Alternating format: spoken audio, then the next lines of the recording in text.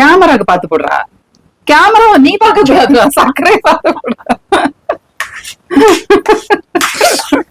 என்ன பண்ணிட்டு இருக்க?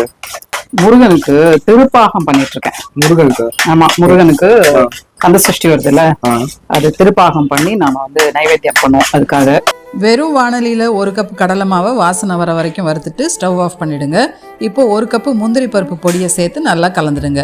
1.5 கப்பு பாலை சேர்த்து நல்லா கரைச்சிடுங்க. ஸ்டவ் ஆன் பண்ணிட்டு சிம்மில் வச்சு நல்லா கைவிடாமல் கிளறுங்க. இந்த கலவை கெட்டியானதும் 1 கப்பு சர்க்கரையை சேர்த்து கிளறுங்க.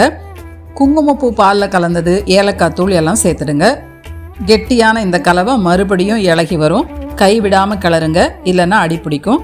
இப்போது கொஞ்சம் கொஞ்சமாக நெய் சேர்த்து வானலியில் ஒட்டாமல் வரும்போது எடுத்து வேறு பாத்திரத்துக்கு மாற்றிடுங்க. அவ்வளோதாங்க, திருப்பாகம் ரெடி.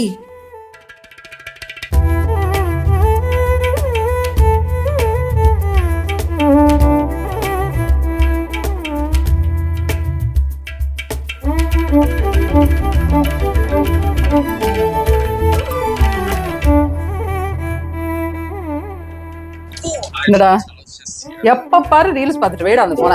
இந்த திருப்பாகம் அது கொஞ்சம் ஒரு ஸ்பூன் ஃபுல்லா தான் சாப்பிடுறது. சூப்பரா இருக்கு.